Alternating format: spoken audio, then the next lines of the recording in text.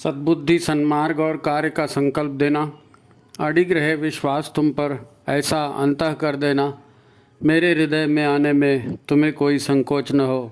हे गुरुदेव, मुझे नज़रों से दूर कभी न होने देना। हे गुरुदेव, मुझे नज़रों से दूर कभी न होने देना। नमस्कार, गायत्री चिंतन धारा के इस सतत प्रवाह में आप सभी का स्वागत है। मित्रों, संसार चलता कैसे है, दुखों से बचे कैसे, यही आदिकाल से हमारा विषय रहा है। तो आज इस पर हम चर्चा करेंगे कि परिवर्तन होता है भाव जगत में या सूक्ष्म जगत में, परंतु कुछ समय बाद वह परिवर्तन स्थूल जगत में भी दिखने लगता है। संसार की उत्पत्ति और संसार का संचालन सूक्ष्म जगत से होता है, परिवर्तन स्थूल जगत में दिखता है। ये सार है अभी तक के ज्ञान का। यही हमारे आज का विषय है। अभी तक हम 150 एपिसोड अपलोड कर चुके हैं। माता जी के जन्म शताब्दी के उपलक्ष्य में जन संवाद के उद्देश्य से यह चैनल प्रारंभ किया गया था। माता जी की ही कृपा है कि अब तक जीवन साधना के इच्छुक लगभग 7,000 परिजन इस चैनल को सब्सक्राइब भी कर चुके हैं। निजी और भौतिक जीवन में, पारिवारिक जीवन में और आध्यात्मिक जीवन में चैनल के कार्यक्रम लोगों की मदद कर रहे हैं, ये संतोष का विषय है। मित्रों, स्थूल जगत में व्यवस्थाएं बदलती ही रहती हैं। हमारे निजी जीवन, पारिवारिक जीवन में हम यह प्रत्यक्ष देखते हैं, परंतु इसका कारण समझ में नहीं आता। ये लगातार परिवर्तन होते हैं, क्यों होते हैं, कौन करता है। हम कभी इसको उसको ब्लेम करते हैं, लेकिन वास्तव में हम समझ नहीं पाते, क्योंकि हमारा ध्यान ब्रह्मांडीय सूक्ष्म व्यवस्था पर जाता ही नहीं है। हमको लगता है कि ये कर रहा है, वो कर रहा है, वो कर रहा है। ये सब मोहरे हैं, करने वाली ताकतें सूक्ष्म ताकतें हैं। मनुष्य या और दूसरे लोग रोबोट की तरह काम करते रहते हैं, लेकिन इनको चलाने वाली ताकत, ये ताकत दूसरी होती है। अपने आप कुछ नहीं होता। भौतिक शास्त्र में न्यूटन के 3 नियम काम करते हैं। न्यूटन्स लॉ ऑफ मोशन, है ना। यदि कोई वस्तु स्थिर है तो वो हमेशा स्थिर ही रहेगी, और यदि वो गतिमान है तो हमेशा गतिमान ही रहेगी, जब तक कि उस पर कोई बाहरी बल न लगाया जाए, है ना। और जब बाहरी बल लगाने से परिवर्तन होता है तो ये परिवर्तन लगाए गए बल के समानुपाती होता है। जिस अनुपात में बल लगेगा उसी अनुपात में गति होगी या गति परिवर्तन होगा। तो सारा भौतिक जगत, यानी हमारे तुम्हारे दृश्य शरीर भी हर तरह के परमाणु ऊर्जा से ही बने हैं, और ऊर्जाएं ही इन्हें गतिमान बनाती हैं। हमारा अहंकार हमेशा अपनी चलाता है, मैं हूँ, मेरी बात सुनो, है ना। ये कहते हैं अहंकार, मैं करते रहता है। और हमारे सारे सेंस ऑर्गन, मतलब हमारी सारी इंद्रियां, ये सब बाह्य जगत को ही देखती हैं, अनुभव करती हैं, है ना। तो सूक्ष्म जगत भी है, निर्माण और परिवर्तन का कारण सूक्ष्म जगत ही है। इसका हमको अनुभव ही नहीं होता, क्योंकि सूक्ष्म जगत की ओर नज़र जाती ही न, स्थूल ही हम देखते हैं, अनुभव करते हैं। मैं जब छोटा था मित्रों, तो मैं सोचता था कि ठीक है, भगवान ने संसार बनाया तो कैसे बनाया होगा। कुछ भी बनाते हैं तो बनाने के लिए साधन चाहिए ना। अब इतने सारे चांद, सितारे, सूरज सब बनाया भगवान ने, ये मिट्टी कहाँ से लाया होगा भगवान ने, आग कहाँ से लाई होगी, पानी कहाँ से लाया होगा, फिर इसको गोल कैसे बनाया होगा। ये सब बचपने का दिमाग वैसे ही सोचते थे। बाद में पता चला कि ईश्वर ने अपने सच्चिदानंद स्वरूप को प्रकट करने का विचार किया। ईश्वर निर्गुण निराकार सर्वव्यापी है। उसने विचार किया कि मैं अपने सच्चिदानंद स्वरूप को प्रकट करूं, और अपने आप को उन्होंने आदेशित किया। वो तो अकेले ही थे, और तो कुछ था ही नहीं ना। पहले तो संसार में परमात्मा के सिवा कुछ था ही नहीं। तो उन्होंने अपने आप को आदेशित किया, अपने विचारों को क्रियान्वित करने के लिए मात्र भावना की उन्होंने कि मैं एक से अनेक हो जाऊं, केवल ईश्वर ने क्या किया है, ईश्वर ने संसार बनाया नहीं, ईश्वर ने केवल भावना की थी कि मैं सच्चिदानंद स्वरूप अपना प्रकट करूं और एक से अनेक हो जाऊं।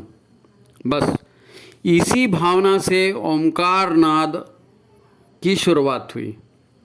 ओंकार नाद का आदि स्रोत परमात्मा है नहीं, ओंकार नाद प्रारंभ हुआ और उसी नाद या ऊर्जा युक्त कंपन से ही वे सारी ताकतें पैदा हुई जिनसे संसार का ये दृश्य रूप दिखता है और संसार में सारी गति दिखती है। आप जानते हैं कि ये प्रकृति जो है ये सत रज तम इन 3 गुणों से बनी है। तो जब ईश्वर ने अलग होने की भावना नहीं की थी, एको हम बहुशा की भावना नहीं की थी, तब प्रकृति नहीं थी ऐसा नहीं है, लेकिन प्रकृति संतुलित अवस्था में थी। सत रज तम तीनों एक संतुलित मात्रा में थे तो सब कुछ शांत था। इसलिए संसार भी नहीं था। ओंकार नाद ने जो ऊर्जा उत्पन्न की, प्रकृति का संतुलन उस ओंकार नाद से बिगड़ा और सत रज तम ये असंतुलित हो गए और इनके असंतुलन होने से फिर क्रमशः बदलाव होते गया, निर्माण होते गया, सारी ताकतें बनी। मतलब ये कि सृष्टि में पहले कुछ नहीं था, केवल ईश्वर ही था, निर्गुण निराकार सर्वव्यापी सत्ता। केवल एक विचार उठा है उस सत्ता में और वो भाव में, संकल्प में बदल गया।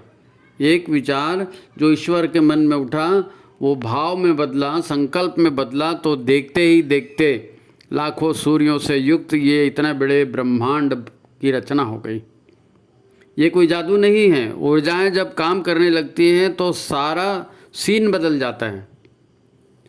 आपकी लाइफ ठीक चल रही है, फिर कोई विचार आपके मन में उठता है, आप उस विचार को पसंद करते हैं, उसमें इंटरेस्ट लेते हैं और वो एक विचार आपके जीवन को पूरा बदल के रख देगा। एक विचार आपके पूरे जीवन को बदल के रख देगा। इसको छोड़ो, है ना। आप एक छोटे से उदाहरण से समझो। कहीं प्याज के पकौड़े तले जा रहे हैं, कहीं गर्मा गर्म जलेबी बन रही है, उसकी खुशबू आ रही है, आपने देखा नहीं है उसको, आपने केवल नाक से खुशबू को महसूस किया, खुशबू आई आपको, आपके मन ने विचार किया, हाँ क्या खुशबू है, ये खाने मिल जाए तो बड़ा मज़ा आ जाए।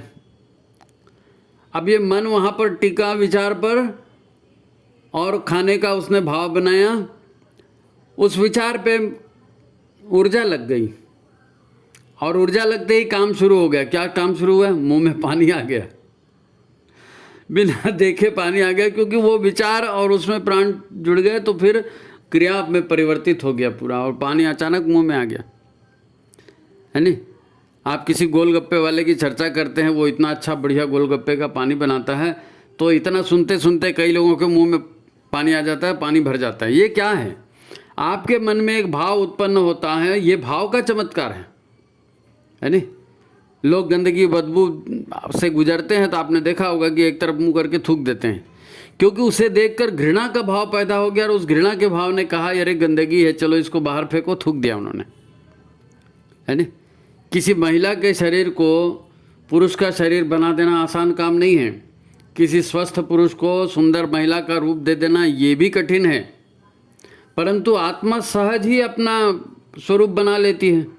भावना मात्र से महिला या पुरुष के रूप में आत्मा जन्म ले लेती है। आत्मा का तो कोई लिंग नहीं होता, लेकिन जैसी भावना करती है वैसे शरीर बन जाता है। ये है भावना का प्रभाव, ये है भावना का कमाल। भावना यानी सूक्ष्म शक्ति। ये शक्ति भले अदृश्य हो, पर इसी शक्ति से संसार बना है। ईश्वर की भावना से बना है को हम बहुश्यामी किए, और हमारी भी भावना से हम संसार बनाते हैं। भाव मात्र से स्वरूप बदल जाता है, और ये कोई जादू नहीं है, ये विज्ञान है। अब इसी को दूसरे ढंग से समझते हैं। देखो, इस संसार को दुखों का घर कहा जाता है।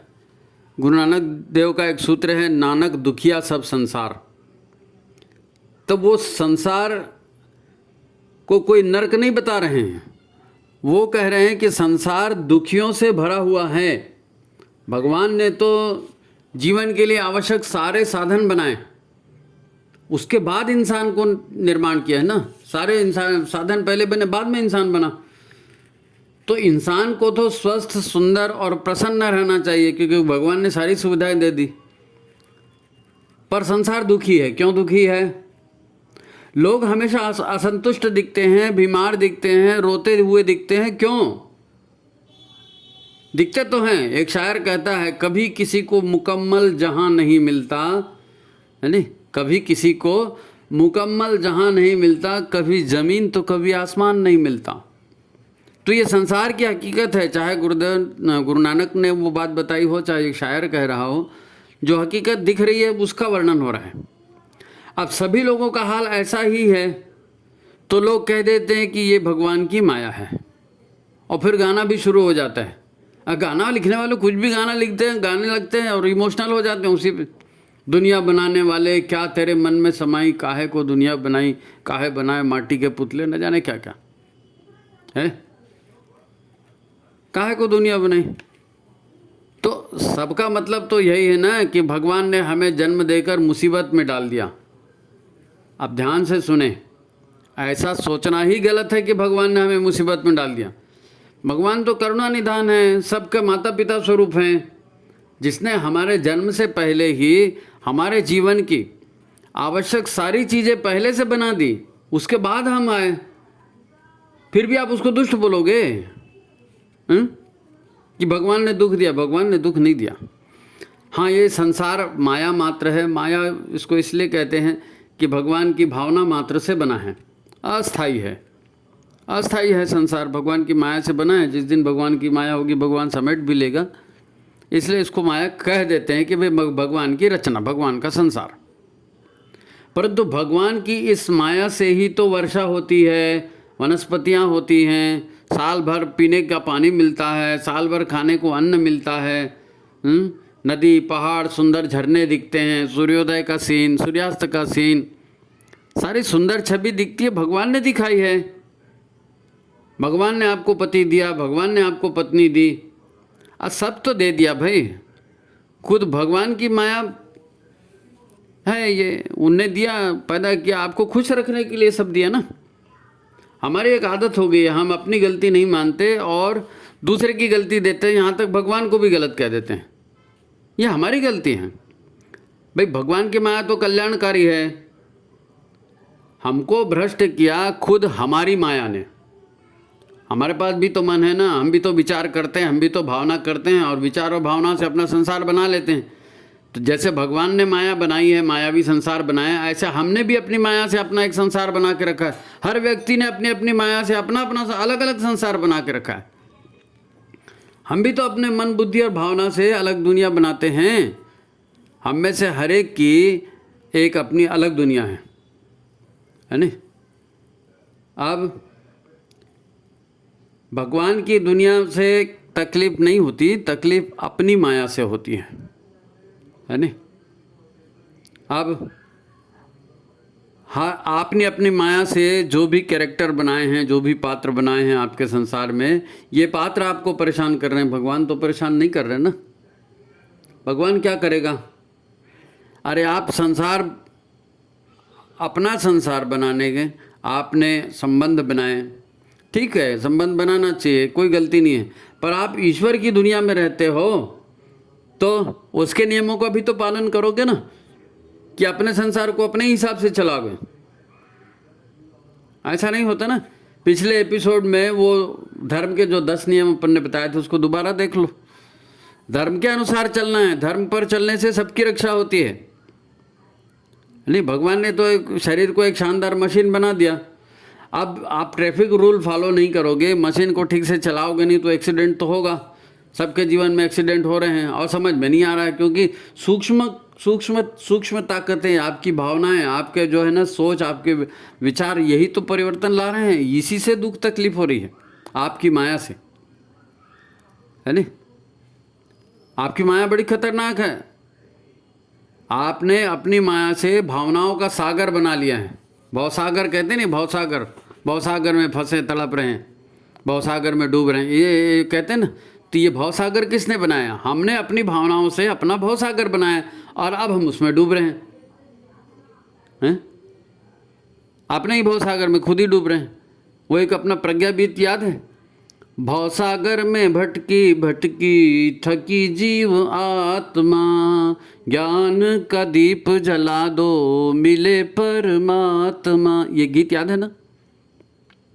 इस गीत के पहले एक दोहा गाते हैं, वो दोहा याद है आपको?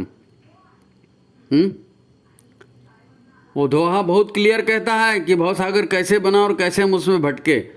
वो दोहा कहता है, मानव भटक गया है पथ से, लोभ मोह में डूबा है। मानव भटक गया है पथ से, लोभ मोह में डूबा है। कोई पद में, कोई धन में, कोई मद में भूला है ना? आगे गायत्री माता से वो कह रहे हैं, हमको माँ तेरे चरणों में देती मुक्ति दिखाई है, और जिसने सच्चा किया समर्पण उसने सद्गति पाई है। तो आदिशक्ति के शरण में चलें, लागिरे लगन हो माँ एक तेरे नाम की। तो आदिशक्ति जो नियम बनाए हैं, विधाता के जो नियम बनाए, उस पर चलोगे तो दुख नहीं होगा, है नहीं? अपने धन में, पद में, मद में और ये सारी भावनाओं के सागर में हम डूब रहे हैं, उससे तो कौन बचाएगा? उससे सत्य की ताकत ही बचाएगी। ईश्वर के नियमों से चलेंगे तो बचेंगे, नहीं तो डूबो। हम तो अपने दुख, बीमारियों और आर्थिक तंगी से परेशान दिखते हैं, तकदीर को दोष देते रहते हैं, परिवार के लोग साथ नहीं देते। हमारा रूटीन क्या है? हम 100 रुपये हमारे पास रहते हैं और 1000 रुपये का प्लान बना लेते हैं। घर को लोन में लिया, गाड़ी को लोन में लिया, फिर पैसा नहीं पूरा, पति पत्नी दोनों काम कर रहे हैं, फिर टाइम की प्रॉब्लम हो रही है, एक दूसरे को टाइम नहीं दे पा रहे हैं, बच्चे को टाइम नहीं दे पा रहे हैं। चली फिर गाड़ी, एक व्यवस्था हमने बनाई, एक समस्या खड़ी हो गई और वो एक समस्या से फिर 1000 समस्याएं खड़ी हो गई। अब तनाव पैदा हो गया। तनाव पैदा हो गया मतलब करने को कुछ था लेकिन कर नहीं पाए। मन की इच्छा थी, मन में जो है वो भाव जग गया, विचार आया, उसमें प्राण जुड़ गया, भाव हो गया। अब वो प्राण युक्त भाव है, वो क्रियान्वित नहीं हो रहा है, तो फिर मन में कुंठाएं पैदा हो रही हैं, गठाने बन रही हैं। अब मना शरीर है ना, मना शरीर के साथ प्राण शरीर जुड़ा हुआ है 72,000 नाड़ियों से पूरा। तो मन की कुंठाएं तो ट्रांसफर हो गई कहाँ? 72,000 नाड़ियों में, और 72,000 नाड़ी में वहाँ गांठें बननी चालू हो गई। भाई वो ऊर्जा थी, प्राणवान ऊर्जा थी, विचार में प्राण ऊर्जा जोड़ दी ना, अब वो क्रियान्वित नहीं हुई तो पेंडिंग हो गई ना। पेंडिंग हो गई तो कहाँ जाएगी? ऊर्जा तो निश्चित रहेगी नहीं, प्राण शरीर में ट्रांसफर हो गई। अब हम कुंठा में जीने लगे, करना तो था जी, हो तो नहीं रहा है, करना तो था जी, हो तो नहीं रहा है। यानी आपके मन में विचार आया था, आपको है नहीं लोभ लालच आई थी, वह इच्छा, कामना, भावना वासना में बदल गई। अब उसके साथ लगी है आपकी प्राण ऊर्जा, काम वो कर नहीं रहा है, काम वो टलते जा रहा है नहीं? इसी से तो 72,000 नाड़ियों में, जैसे आपके जो है ना रक्त वाहिनियों में कोलेस्ट्रॉल जमा हो जाता है तो रक्त का प्रवाह रुक जाता है ना, ऐसे ही 72,000 नाड़ियों में जहाँ प्राण का प्रवाह होता है वहाँ कुंठाएं बन गई, वहाँ गठाने बन गई, तो प्राण का प्रवाह भी रुक गया। अब प्राण ही तो जीवन है, जहाँ प्राण नहीं जाएगा वो अंग कमजोर हो जाएगा, वो अंग कमजोर हो जाएगा तो रोगी हो जाएगा, बीमार हो जाएगा, है? यही तो हो रहा है ना। सिस्ट फॉर्म हो रहा है, गांठें बन रही हैं, ट्यूमर बन रहा है। आप कहेंगे हे भगवान आपने ये क्या कर दिया? तो ये विधाता के नियमों से जरूर हुआ है, पर ये विधाता ने नहीं किया है, करने वाले हम खुद ही हैं। चूँकि 72,000 नाड़ियों का हमारे मन से सीधा संबंध होता है, तो मन में ये दबी हुई भावनाएं कई तरह के विकार उत्पन्न करते जाती हैं। आदमी चिड़चिड़ा हो जाता है, शक्की हो जाता है, क्रोधी हो जाता है, नशेड़ी बन जाता है? दुखी रहने लगता है हमेशा, क्या करूं कुछ अच्छा नहीं लगता, क्या करूं कुछ मन नहीं लगता। अरे कैसे लगेगा? जिसमें प्राण का प्रवाह होना था वहाँ पर तो आपने तरह तरह के विचार गांठें बना के भर दिए। अब प्राण का प्रवाह हो नहीं रहा है तो अच्छा नहीं लग रहा है। अब ऊर्जा का सामान्य प्रवाह ही रुक रहा है तो फिर इम्यूनिटी पावर भी कम हो गया। तो कोई भी लक्षण उभर सकते हैं शरीर में, माइग्रेन हो सकता है, डिप्रेशन हो सकता है। ये मैं उनके लिए नहीं कह रहा हूँ, सारे मनोरोग, सारे शारीरिक रोग ऐसे ही खड़े होते हैं। अब एक लड़का एक लड़की प्रेम करने लगे, दिन बीतते गए हैं, लेकिन शादी नहीं हो पा रही है, प्रेम तो कर लिया। अब भावनाओं का जार दिनों दिन बढ़ रहा है, भावनाएं तीव्रतर होते जा रही हैं और शादी की परिस्थितियां नहीं बन रही हैं, है ना। तो प्रेम का जो ऊर्जा है, प्रेम का जो उभार है, वो तो बढ़े चला जा रहा है। तो सोचते हैं चलो इस संसार में नहीं रहना है, दोनों एक साथ मर जाते हैं, अगले जन्म में जिएंगे। यही तो होता है। देखने वाले कहते हैं अरे एक लड़की नहीं मिली तो क्या हुआ, दूसरे से शादी कर लेना था, एक लड़का नहीं मिला तो क्या हुआ, दूसरे से शादी कर लेना था। अरे भाई वो दिमाग कह रहा है ना। लेकिन यहाँ भावनाओं की बात है और भावनाओं में इतनी ज़्यादा ऊर्जा लग गई है, भावनाओं में इतना ज़्यादा रस आप ले चुके हो कि अब वो ऊर्जा आपको उस हालत में रहने नहीं देगी। तो उनको यही लगता है कि मर जाए तो ज़्यादा अच्छा है, मर गए, झाड़ से लटक गए दोनों। ये हो रहा है नहीं, ये हो रहा है। भूत प्रेतों की पूरी योनि मनुष्य ने अपनी माया से उत्पन्न की है।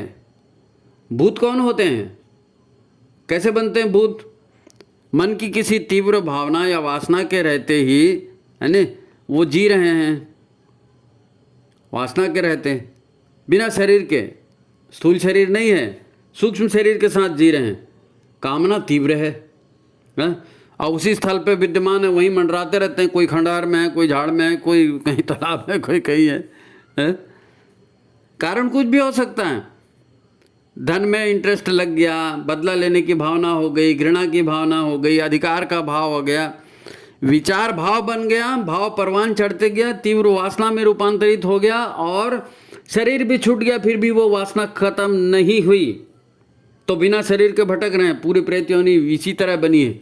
कंट्रोल नहीं है अपने विचारों पर, अपनी भावनाओं पर, अनियंत्रित बढ़े चले जा रहे। उसके साथ जुड़ गया मैं, मेरी संपत्ति मैं नहीं दूंगा, मेरे बच्चे को कैसे हाथ लगाया, मैं मेरा, उसी में पूरा बर्बाद हुआ है आदमी। अपनी, ये उसकी, मनुष्य की खुद की माया है ना, जो अपने मन से आप बना रहे हो। अब गए, फंस गए लंबे से, भूत प्रेत बन गए। तो प्राण की शक्ति बड़ी भयंकर शक्ति है भैया, दिखती नहीं है परंतु प्रभाव इसका बहुत गजब का होता है। पत्थर में प्राण प्रतिष्ठा करके उसे जागृत देवता का विग्रह बना दिया जाता है। करते हैं ना मूर्ति में प्राण प्रतिष्ठा, मूर्ति तो पत्थर की रहती है, लेकिन प्राण उसको देवता बना देते हैं। जागृत तीर्थ है ना, उसके पीछे भी प्राण की शक्ति है। आप आशीर्वाद देते हैं, आप श्राप देते हैं, वो भी प्राण की शक्ति से शक्ति बनता है। तो ये सूक्ष्म विज्ञान है, ये प्राण शक्ति का। और कई सूक्ष्म शक्तियाँ इसके साथ हैं, लेकिन ये विज्ञान है। अब भावों के साथ यदि इसमें आपने मंत्र की शक्ति और लगा दी तो फिर और कमाल हो गया। भावपूर्ण मंत्र, गुरुदेव ने गायत्री मंत्र हमको दिया भावपूर्ण जाप के लिए, कहा ना कि जन्म जन्मांतर के कषाय कलमश इसमें कट जाएंगे। आप भाव तो लगाइए, आप गायत्री मंत्र का जाप तो कीजिए। अब हमारा मन कहीं और रहता है, माला कहीं और रहती है, कहाँ घुमा दिए, कितना घुमा दिए, पता ही नहीं। तो क्या उसका कुछ नहीं हो सकता। नियम से चलेंगे तभी होगा। बहुत सी वस्तुएं भी ऐसी होती हैं जो अपने आसपास सकारात्मक या नकारात्मक ऊर्जाएं फैलाती हैं। इसका भी ध्यान रखना पड़ेगा, क्योंकि ऊर्जाएं हैं ना, ये क्रियान्वित होंगी। ये ऊर्जाएं हैं, आपके ऊपर लगेंगी, आपको, आपके मन को प्रभावित करेंगी, आपके कामों को प्रभावित करेंगी, आपको सुखी या दुखी बना देंगी। पेड़ हैं, पौधे हैं, फूल है, घी का दीपक है, कपूर है, गोमूत्र है, गोबर है, तुलसी का पौधा है, गंगा जल है ना, साफ सफाई का माहौल है, लोगों की शुभकामनाएं, आप योग करते हैं, सूर्य नमस्कार करते हैं, प्राणायाम करते हैं, अनेक चीज़ें, ये सारी चीज़ें सकारात्मक ऊर्जाएं पैदा करती हैं। इसलिए इन सब को करने के लिए कहा जाता है। ये सारी चीज़ें सकारात्मक ऊर्जाएं पैदा करती हैं, आपके मन को प्रसन्न करेंगे, आपको सुखी बनाएंगे, आपके भीतर हंसी भी आएगी, आनंद से जिएंगे आप। पर यदि व्यक्ति का पेट ठीक नहीं है, व्यक्ति के दिमाग में नकारात्मक ऊर्जाएं उमड़ घुमड़ रही हैं, घर में शुद्ध हवा नहीं आती, घर में सीलन भरा हुआ है, घर में गंदगी भरी हुई है, अस्त व्यस्तता है, कपड़े जहाँ तहाँ फैले पड़े हैं, मांस मदिरा का सेवन हो रहा है, अपशब्दों का उच्चारण हो रहा है, हिंसा की, षड्यंत्रों की चर्चा होते रहती है, तो पूरा माहौल नकारात्मक ऊर्जाओं से भर जाएगा। अब उसका असर आपके चिंतन और आपके व्यवहार, अपने मन और शरीर सब पर पड़ेगा, सब पर पड़ेगा। फिर वैसे ही परिणाम जीवन में आएंगे। ये समझने वाली चीज़ है, सूक्ष्म ऊर्जाओं की बात। इसी प्रकार श्रद्धा है, विश्वास है, प्रेम है, करुणा है, हैं, सत्संग है और साधनात्मक उपाय, ये सब शरीर में सकारात्मक ऊर्जा भर देते हैं, है ना। सकारात्मक ऊर्जा इन्हीं से माध्यम से आती है, तो जीवन श्रेष्ठ होते जाता है, जीवन में प्रसन्नता आती है, शांति उतरती है। और यदि मन में अविश्वास है, मन में अनेक कुंठाएं भरी हैं, मन संदेह कर रहा है, अनिश्चित मन है नहीं, या अश्रद्धा के भाव हैं मन में, हिंसा के भाव हैं, प्रतिशोध के, घृणा के भाव भरे हुए हैं, तो शरीर भी वैसा ही हो जाएगा। मन के साथ शरीर भी रोगी हो जाएगा, घर का वातावरण भी भ्रष्ट हो जाएगा। हमने शुरुआत में जिस माया की चर्चा की थी ना, वो दो प्रकार की माया है। एक ईश्वर की माया है जिसे संसार बना है, वो कल्याणकारी शक्तियों से भरी हुई है, जीवन देने वाली शक्तियों से भरी हुई। और ये दूसरी माया जो हमने अपने विचारों से बनाई है, अपनी निगेटिविटी से बनाई। भाई ईश्वर ने शून्य से संसार बनाया ना, हम भी अपना संसार बना रहे हैं अपने विचारों से, अपनी भावनाओं से। तो ये मन, बुद्धि, विचार और भावनाओं से बना हुआ हमारा अपना माया का संसार है। हम इसी से परेशान हैं, भगवान की इससे नहीं परेशान है। भगवान ने तो सबको एक जैसा अवसर दिया है। तो इस अपने बनाए हुए ताने बाने को हम अपने स्वार्थ के अनुसार चलाना चाहते हैं। वो मेरा पति है, ऐसा करना चाहिए, वो मेरी पत्नी है, ऐसा करना चाहिए, वो मेरा बेटा है, वो मेरा फलाना है, उसने ऐसा करना चाहिए। अरे काम ईश्वरीय नियमों से नहीं होकर हम चाहते हैं कि काम हमारे ढंग से हो। हमारा ये संसार हमारे सद्गुणों, सद्भावनाओं या हमारे दुर्गुणों और दुर्भावनाओं से बना हुआ है। हमारे अंदर जैसे भाव हैं उसी से तो हमारा संसार बनेगा ना, उसी तरह के हम सोचेंगे और उसी तरह के हमको फल मिलेंगे। अभी भगवान कहाँ से आ गया इसमें? हमारे संसार के लिए हम उत्तरदायी हैं, है ना। इसी माहौल में यदि हम रहते हैं तो परिणाम फिर उसी तरह के मिलेंगे ना। प्राय लोग अपने शरीर को, अपने घर को, अपने सारे संबंधियों को अपनी मर्जी से चलाना चाहते हैं। मेरा कहना मानो, मेरी बात सुनो। हम सदा यही भावना बनाते हैं कि उसने ऐसा करना चाहिए, उसने ये नहीं करना चाहिए। यानी हमारे सामने वाला व्यक्ति है किसी तीसरे या चौथे व्यक्ति से कैसा व्यवहार करे ये हम तय करते हैं, और भूल जाते हैं कि सामने वाला व्यक्ति भी एक स्वतंत्र अस्तित्व है, उसका अपना मन है, उसका अपना संसार है, लेकिन हम ये चाहते हैं कि वो हमारे हिसाब से चले। सरासर गलत है भाई। ऐसे भाव पालेंगे तो इनके ऊपर जो ऊर्जा लगेगी, ये भाव तो कभी पूरे होने वाले हैं नहीं। यही गांठें बनाएंगे, यही प्राण ऊर्जा को आपके भीतर अटका देंगे और आप जिंदगी भर रोते रोते दिन बिता दोगे। किसने कहा आपको रोने के लिए? भगवान ने थोड़ी कहा। ये रोने की परिस्थिति आपने खुद बनाई है। अब हम उनको बदलना चाहते हैं तो अपने भावों या विचारों के आधार पर बदलें। यानी मुझसे ये तो ऐसे कैसे हो सकता है? आप खुद बताओ कि आप सामने वाले से कहोगे कि नहीं तुम मेरे से प्यार करो, मेरा सम्मान करो, और ऊपरी ऊपरी तौर पर नहीं करना, दिल से प्यार करो। तो आप मेरे को दिल से प्यार करने के लिए मजबूर कर सकते हो क्या? खुद पर तो खुद का नियंत्रण है नहीं और दूसरे पर नियंत्रण चाहते। यही मूर्खता हमारे मन का मायावी संसार है। इसी को नानक ने कहा है कि दुखिया सब संसार। लोग अपने मन के संसार में दुखी हैं, भगवान के संसार में नहीं। भगवान का संसार तो जीवन के लिए मिला है।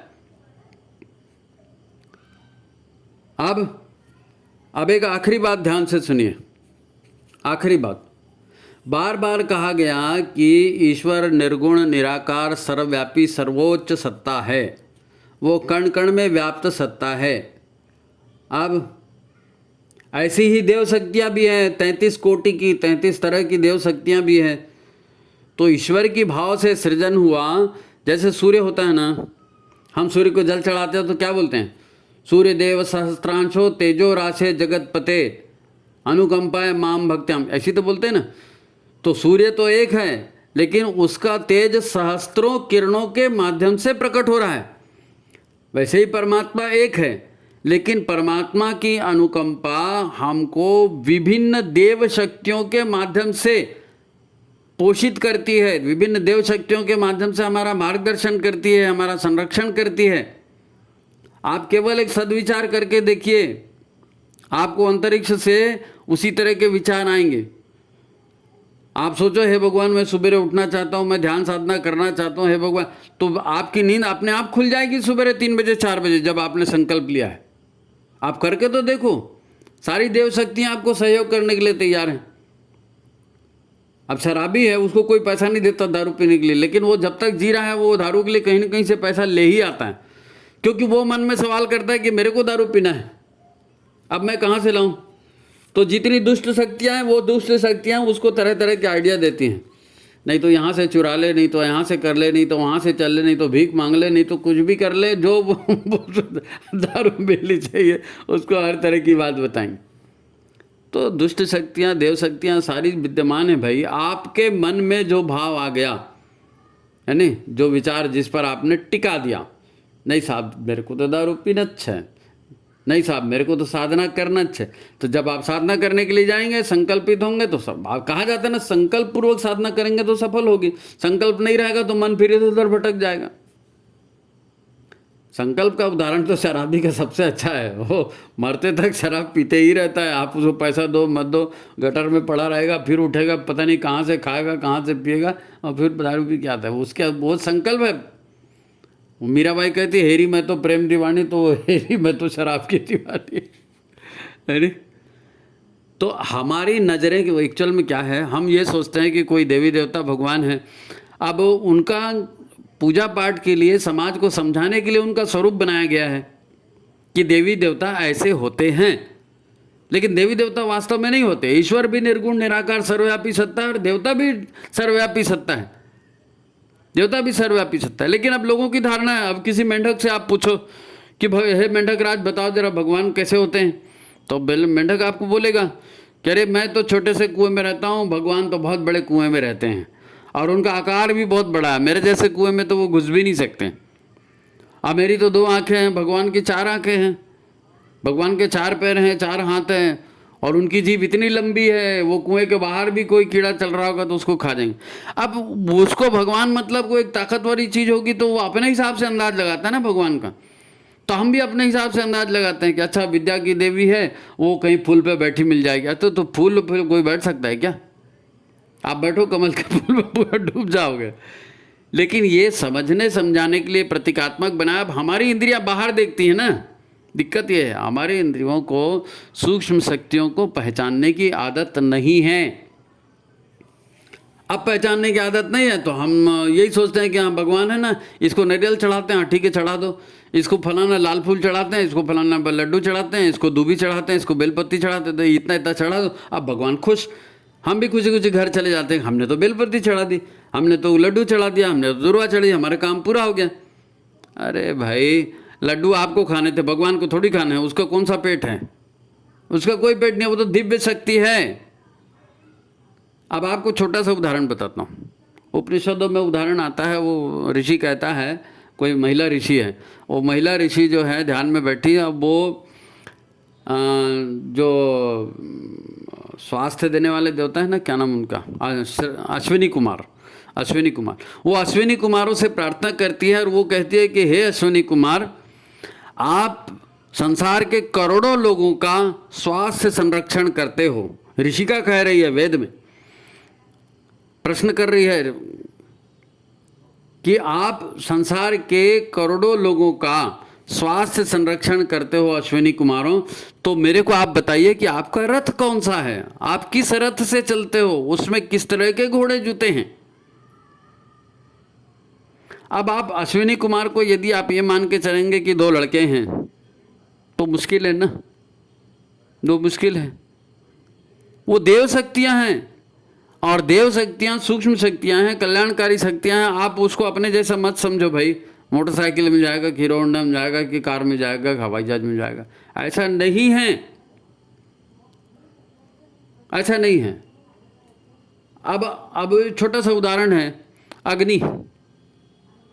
इसको एक काम करो, इसको ऐसे नहीं, इसको ऐसे समझो कि हमारी आंखें हैं ना, हम अपनी आंखों से देखते हैं, लेकिन हमारी आंखें देखती हैं क्या? नहीं, हमारी आंखें नहीं देखती हैं। हमारी आंखें उन प्रकाश किरणों को मस्तिष्क तक पहुंचाने का काम करती हैं, नर्व के माध्यम से वो सूचनाएं मस्तिष्क तक जाती हैं। और मस्तिष्क में एक सूक्ष्म इंद्रिय और है, स्थूल इंद्रिय है दिखने वाली आंख, और सूक्ष्म इंद्रिय है जो सूक्ष्म शरीर में व्याप्त है, ऊर्जा शरीर में व्याप्त है। वो उसका विश्लेषण करती है और वो बताती है कि हाँ ये लाल रंग का पट्टी पहन के कोई आ रहा है। दिखने को तो आँख स्थूल दिख रही है, दिखने को नाक स्थूल दिख रही है, दिखने को कान स्थूल दिख रहे हैं, लेकिन इन कानों से नहीं सुन रहे हैं, नाक से नहीं सुन रहे। वो सारा इमेजिनेशन, वो सारा रिजल्ट आपके अंदर में आ रहा है। अंदर का जो शरीर है, ऊर्जा शरीर, प्राण शरीर, वहाँ वो सूक्ष्म इंद्रियां हैं। इसीलिए इंद्रियों को 10 कहा गया है। 5 ज्ञानेंद्रियां, 5 कर्मेंद्रियां। तो कर्मेंद्रियां आपको दिखती हैं क्योंकि काम उनसे हो रहा है। ज्ञानेंद्रियां नहीं दिखती क्योंकि वो सूक्ष्म शरीर का हिस्सा है। अब आप अग्नि देवता कह रहे हो, आपको आग दिख रही है कि हाँ ये आग जल रही है, ये धुआं निकल रहा है, लेकिन वो आग अग्नि देवता नहीं है। अग्नि देवता वहाँ उपस्थित है, उसकी उपस्थिति आपको आग के रूप में दिख रही है।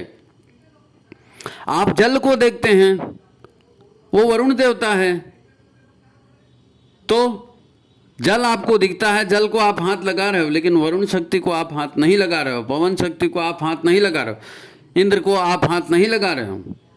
ये सारी सूक्ष्म शक्तियां हैं और इन सूक्ष्म शक्तियों का पोषण हम यज्ञ से करते हैं। आज यज्ञ नहीं हो रहे हैं इसलिए पर्यावरण प्रदूषित है।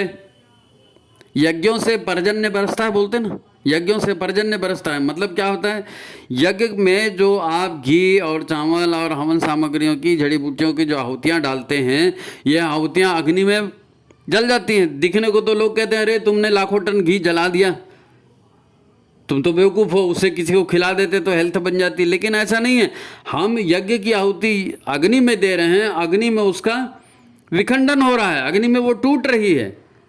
जिन ऊर्जाओं से पदार्थ बना है वो पदार्थ अपनी ऊर्जाओं में रूपांतरित हो रहा है, क्योंकि देवता भी सूक्ष्म के रूप में ना, सूक्ष्म शरीर के रूप में।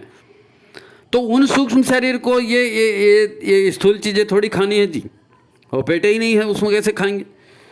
तो उनको सूक्ष्म ऊर्जाएं और हमारे भावना के साथ दी हुई ऊर्जाएं, जब हम कहते हैं इदम गायत्री इदम न मम, इदम इंद्राय इदम न मम, इदम प्रजापत्याय इदम न मम, तो ये प्रजापति के लिए हम दे रहे हैं, ये इंद्र के हम दे रहे हैं, ये यज्ञ के लिए दे रहे हैं, ये गायत्री के दे रहे हैं, ये महाकाल के लिए दे रहे हैं।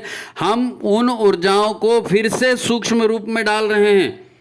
घी का विखंडन कर रहे हैं, चावल का विखंडन कर रहे हैं, जड़ी बूटियों का विखंडन कर रहे हैं, और उसके सारे पोषक तत्वों को हम देवताओं को दे रहे हैं। भाई एक पौधा है, उस पौधे को आप खाद देंगे, पानी देंगे तो पौधा फल देगा ना। तो देव शक्तियां जब मजबूत होती हैं तो वो हमको रिटर्न करती है। अब ये सारा विज्ञान है, अब इसको आप वो देवता को मूर्ति में फंसा दोगे और उसको खाली चंदन चौवा चढ़ा के खुश हो गया, मेरे को लड़की दे देना, मेरे को लड़का दे देना, मेरे को नौकरी दे देना, मेरा घर बना देना, ऐसा नहीं होता। भाव शक्तियों से पूजा की जाती है, भावना से समर्पण किया जाता है, यज्ञ से प्राप्त तो होता है। यज्ञ मतलब आप किसी को कुछ देंगे तो वही आपको रिटर्न होगा, आप किसी को कुछ देंगे तो वही आपको रिटर्न होगा। तो ये विज्ञान है, सूक्ष्म जगत का विज्ञान है, इसको हमको समझना पड़ेगा। दिक्कत ये है कि समझने के लिए हम इनके जो माता पिता पुत्र इत्यादि बता देते हैं, पर वास्तविकता समझनी पड़ेगी। ये सारी सूक्ष्म ऊर्जाएं हैं भाई, सारी सूक्ष्म ऊर्जाएं हैं, इनसे जो काम होता है वो स्थूल रूप में दिखता है। संसार इन्हीं का प्रतिफल है। आदि शक्ति ने भले संसार बनाया हो, पर उसे चलाने वाली देव शक्तियाँ हैं, वो भी सूक्ष्म हैं। हमारा काम है कि इन देव शक्तियों को हम भविष्य दें, समर्पित करें, इनको मजबूत बनाएं, तो हमको भी लाभ होगा। लेकिन हमको तो यही दिखता है कि हमने घी जलाया और वो बेकार हो गया। ऐसा नहीं होता है नहीं। परम सत्ता सच्चिदानंद स्वरूप है, हमको भी सच्चिदानंद स्वरूप होना है। इसीलिए तो इतनी ताकत हमको दी है, हमको कर्मयोनि में डाला है।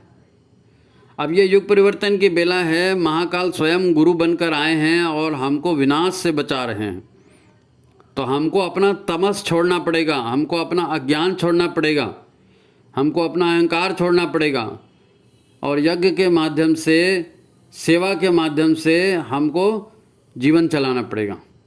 उसके लिए सद्बुद्धि धारण करना पड़ेगा। अपनी माया का संसार आप हटा दीजिए, अपनी माया के संसार को विसर्जित कर दीजिए। गुरुदेव कह रहे हैं ना, अपनी माया से बाहर निकल जाइए और गुरु की विचार क्रांति का हिस्सा बन जाइए। गुरु ने विचार क्रांति इसीलिए चलाई है कि अपना संसार छोड़ो, हमारे संसार से चलो, हमारी बात से चलो। हमको भी कहना चाहिए करिच्चे वचनम तव, हाँ गुरुदेव हम आपके हिसाब से चलेंगे। तो हमारा संकल्प होगा, गुरुदेव का आशीर्वाद होगा, तो हम दुखों से जरूर मुक्ति पाएंगे।